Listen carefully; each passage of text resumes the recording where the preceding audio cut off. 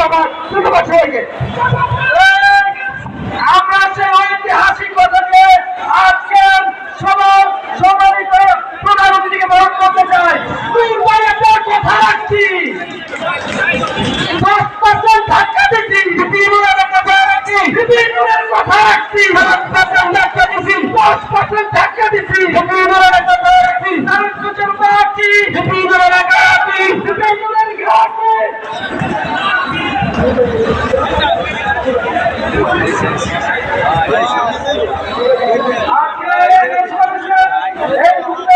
সংক্ষিপ্ত 45 সেকেন্ডের বক্তব্য রাখছেন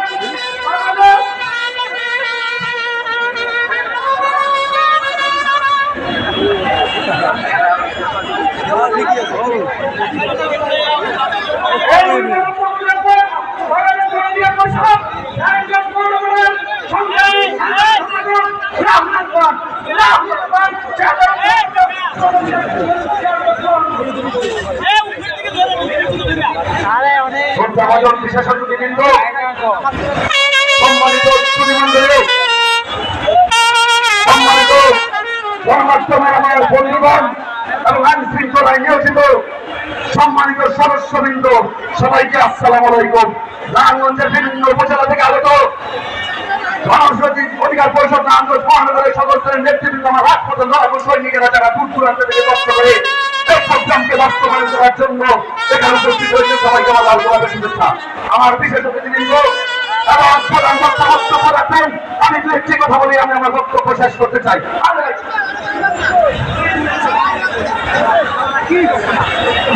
একজন ব্যক্তি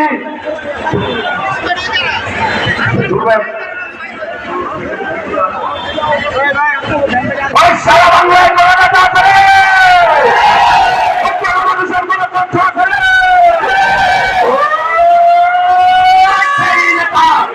সবাই বলো চুড়ে চুড়ে আমরা বলি তোমরা বলো আগামীতে সংসদে আইনুল ভাইয়ের আগমন, শুভেচ্ছা স্বাগতম,